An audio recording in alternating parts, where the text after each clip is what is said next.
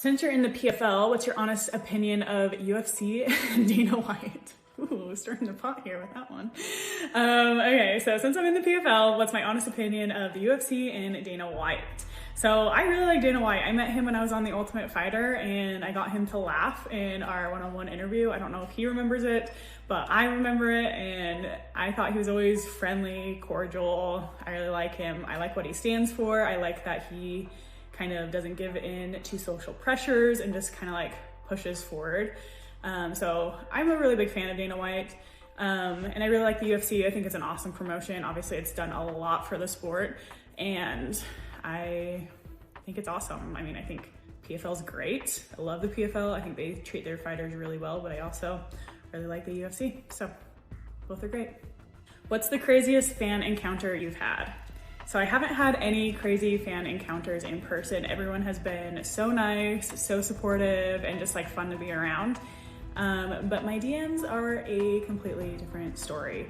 People, I just don't know why they think it's okay to message stuff like that to another human that they don't know, to like a complete stranger.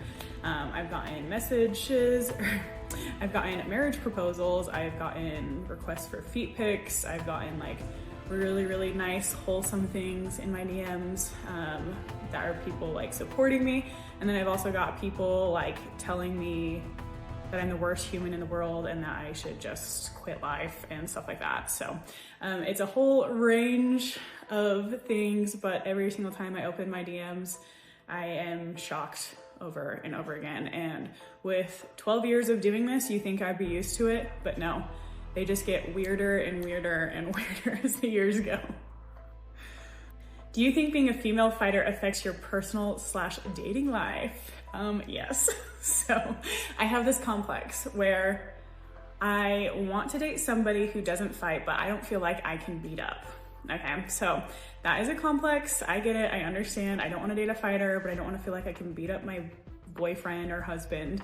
And so that's always been a little bit complex for me. However, most boys that I do date think it's really, really cool, and nobody's ever been like turned off, I guess, on a date when I told them that I fight. So that has actually worked to my benefit.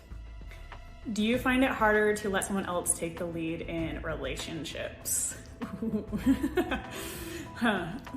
Short answer, yes, because I feel like typically I'm the breadwinner in most relationships. I know what I want. I like to do what I want, and I'm very direct with how I express that. And so it is hard for me to kind of like step back and let the other person take the lead. However, I do love it when they do that. I do love it when they take the lead, but often I do find myself leading. What's the biggest sacrifice you feel you've made to succeed in MMA? The biggest sacrifice I feel like I have made to succeed in MMA is probably my body, like specifically my knees. I've had a lot of surgeries over the past years, and I just want to break from that because surgeries are not fun. I'm on my 4th knee surgery. We have a hand surgery. I tore something in my shoulder once. I didn't have to get surgery on that, but did have a little procedure there. So yeah, I think it's just probably like my body. As far as like life and career goes, I feel like I've been able to balance that pretty well, but my body has definitely taken the brunt of all of my MMA training. Have you ever thought of quitting, and do you discuss these feelings with anyone? Of course, I have thought about quitting. I went 1-3 in my first pro fights, and I was like, this is embarrassing at this point. Like, I know I'm a better fighter than what my record shows, but something just wasn't clicking. And then I really focused on the mental side of things. I always feel like physically I'm ready for fights, but mentally I kind of get down on myself. So how to switch a few things around, really dial it in, and I went 6-2 in my last 8 fights. So I feel like that was a much better improvement from when I first started. But it was really, really hard digging myself out of that hole and still believing in myself when my record was just like awful. Also, when I was 4-4, I went through back-to-back knee surgeries, and that was not fun. I'm like, why am I even doing this? I just had 2 knee surgeries, my record's even. I'm like, is this even worth it at this point? And that's when I went on a little bit of a tear and got on the Ultimate Fighter. So definitely was worth it. Glad I didn't quit, but it wasn't easy.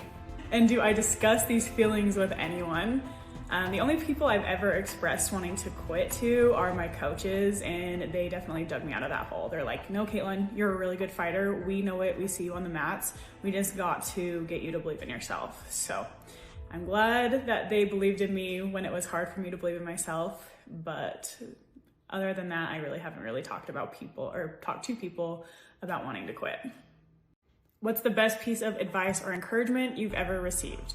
So before one of my fights, it was a title fight for a local promotion. One of my coaches said, Kaytlin, just believe in yourself. I was kind of freaking out backstage and I wasn't sure whether or not I was ready for this. And I didn't know if I would be able to actually pull it off and win the title.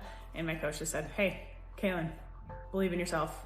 We all believe in you, so now you have to believe in you. So I think that really clicked for me. And before my fights, I'll say affirmations, and that is one of my affirmations that I say is just believe in yourself. What's the biggest life lesson fighting has taught you outside of the ring? The biggest life lesson fighting has taught me outside of the ring is to be resilient. Even when things are tough, keep showing up, keep believing in yourself, keep trying. The only way you ever fail is if you quit. So you just got to keep showing up and keep trying to get better. And then also it's really helped me have tougher skin. I went through a lot on the Ultimate Fighter with knee surgeries, injuries, my record and stuff like that.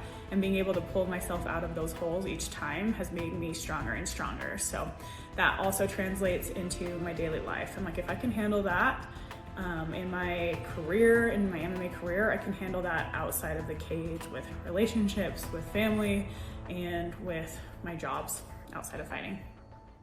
Do you use any specific technologies or gadgets in your training, like heart rate monitors, fitness trackers, to optimize your performance? So I don't really use any gadgets during my MMA training just because I feel like they get in the way or they move around and it just drives me freaking nuts. So the only time I ever use a fitness gadget is my Apple Watch, and I use that during strength and conditioning. And I also make sure I get enough movement throughout the day, burn enough calories, and I also like to track my workouts just because I think it's fun. Are there any music genres or specific songs you listen to during training? I'm a big Swiftie, so I listen to a lot of Taylor Swift, Machine Gun Kelly, Post Malone, and also Chappell Roan. Those are probably my favorite artists, and they really get me going. I like upbeat, happy, or really angry, mad at your boyfriend songs. What are some of your favorite brands or styles outside of the octagon?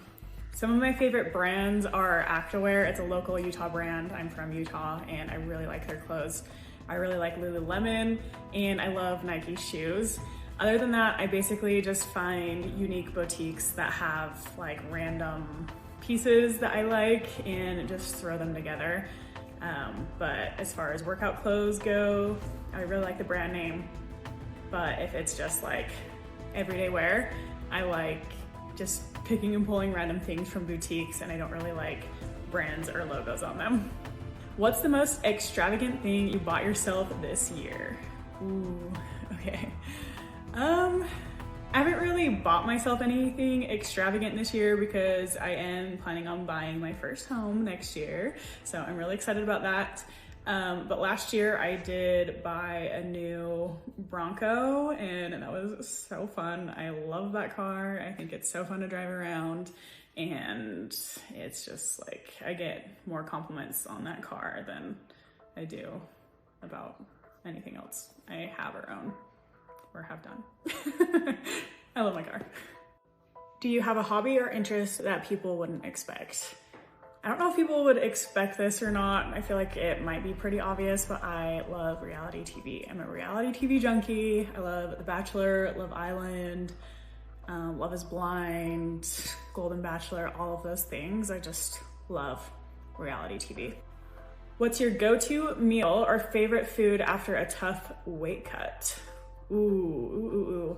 So after a weight cut, like immediately after, I love breakfast food. So I love pancakes, sausage, eggs. It gets me like quick sugars, and then also gets me a good amount of like carbs, and it also gives me some good protein. So I love the taste of breakfast foods right after a weight cut, if it's a morning weight cut. If it's a night weight cut, then I like tacos. I think tacos are delicious after a weight cut. However, there's been multiple times where I will eat tacos and throw up after my weight cuts, and that literally only happens after I cut weight. So I don't know if that's a good fit for me, but I still eat them because they taste so good to me. Do you think there's a different dynamic in the gym for female fighters compared to men? Yes and no. So I do feel like I get away with a lot more because I am a girl. However, I do think I am pushed like a man in the gym. Like, some coaches won't treat me any different, and some coaches will really hone in on the mental side of things and make sure that I'm emotionally feeling good and feeling happy and like confident in myself. But I don't know if like in training I'm necessarily treated any different, but as far as the mental side of things and the emotional side of things, I feel like I get a little bit more attention there being a girl.